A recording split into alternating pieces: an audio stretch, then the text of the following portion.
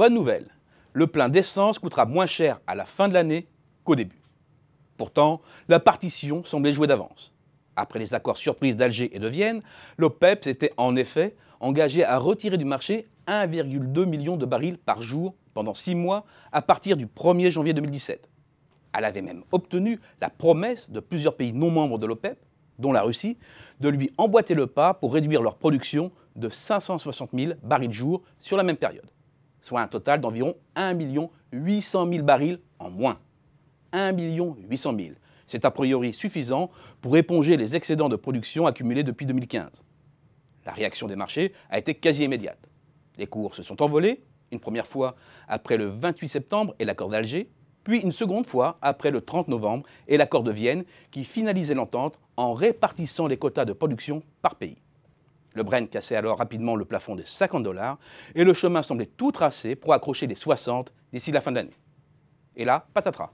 Le prix du pétrole s'est retourné violemment pour retomber à $50 le baril. Que s'est-il passé?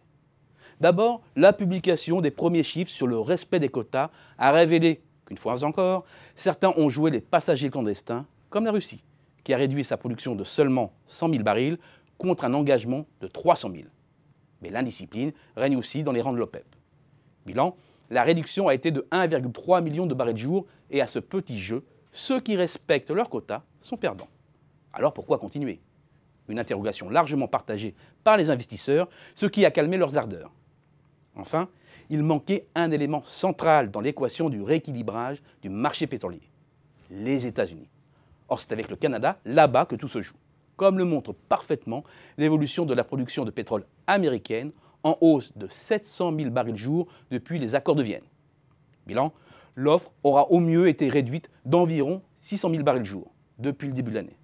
C'est insuffisant pour rééquilibrer le marché qui croule sous les stocks des pays avancés. Bien entendu, l'OPEP se dit prête à proroger l'accord de réduction, mais cet accord s'est déjà effiloché. Surtout, les vannes de la production sont grandes ouvertes aux États-Unis. À la manœuvre, l'administration Trump, totalement favorable à l'exploitation des pétroles et gaz de schiste. L'industrie pétrolière a donc carte blanche pour multiplier les forages et produire plus indépendamment des questions environnementales. ExxonMobil a ainsi annoncé avoir acquis des permis d'exploitation pour 6,6 milliards de dollars. Et les exemples se multiplient. Une industrie pétrolière de plus en plus performante, qui est parvenue en à peine 3 ans à considérablement réduire ses prix de production. Des 7 grandes régions des États-Unis, certains gisements y sont parmi les moins coûteux à l'exploiter de la planète, à 35-40 dollars par baril. Les États-Unis s'installent comme un producteur majeur dans le nouveau paysage énergétique, capable de peser sur le niveau des cours. C'est une sacrée bonne nouvelle pour l'automobiliste français qui va voir au fil de l'année les prix à la pompe refluer. En bout de course, avec des cours qui reviendraient entre 40 et 45 dollars le baril, l'économie moyenne sur un plein de 50 litres se chiffre à environ 7 euros. Un petit plus appréciable dans un contexte de faible revalorisation salariale.